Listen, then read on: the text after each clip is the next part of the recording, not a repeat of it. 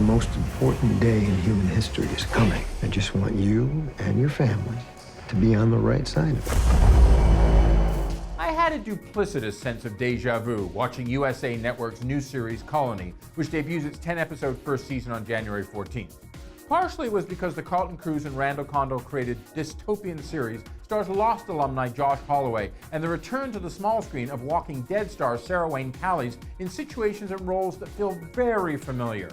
Familiar, unfortunately, in a cul-de-sac kind of way, where everything is going around in circles looking for a way out.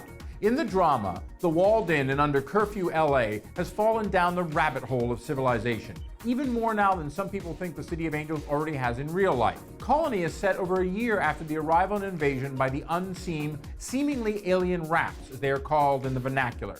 There are almost no cars on the street except those driven by the very heavy-handed, jackbooted Colony Transitional Authority. And much of America's second largest city is, well, basically either in ruin, especially downtown, closed down, or rough around the edges and under the all-seeing eyes of drones. You want me to hunt down the resistance? Collaborate and you die. I'm not sending our kids to a labor camp. And of course, a resistance, of which Callie's pretty much one-dimensional Kate Bowman is a sometimes reluctant member, has sprung up. And let me say, while somewhat intriguing, though very patchy in execution both on the page and on the screen, the show is far better at retrospect than premonition, at least from what I've seen. Even more so, resolution doesn't seem to be much of a destination here, and plot even less so a path.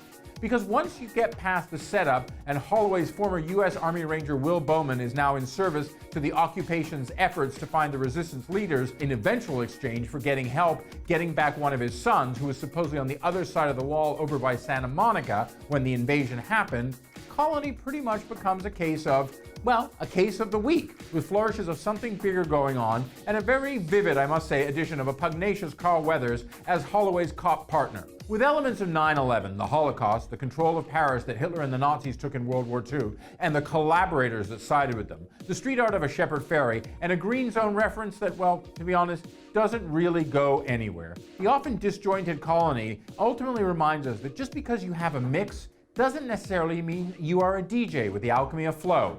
While clever in portions, Colony is never wise. And for me, not a place I want to visit for long. I'm Dominic Patten for Deadline Hollywood.